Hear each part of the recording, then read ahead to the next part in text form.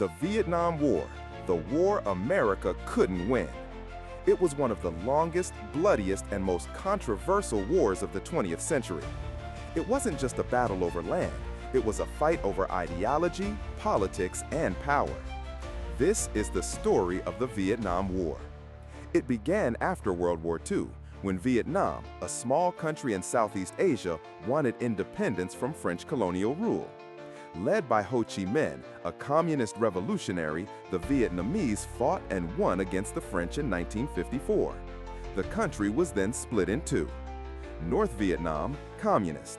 South Vietnam, anti-communist, backed by the United States. At first, the U.S. sent military advisors, but by the early 1960s, it became a full-blown war. Why? Because America feared the domino effect, the idea that if one country fell to communism, others would follow. So they sent troops, lots of them. At its peak, over 500,000 American soldiers were fighting in Vietnam. But this wasn't a traditional war.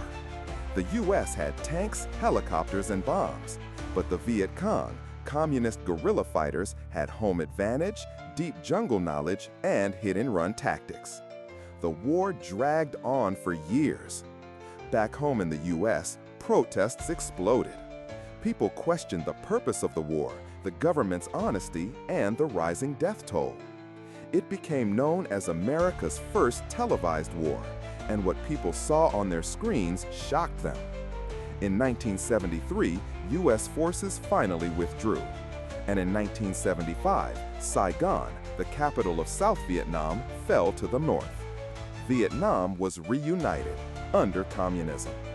Over 58,000 Americans died.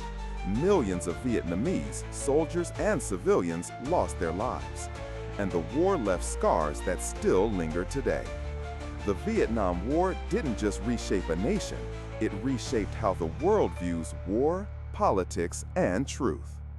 Want more powerful stories from history told clearly, quickly, and truthfully?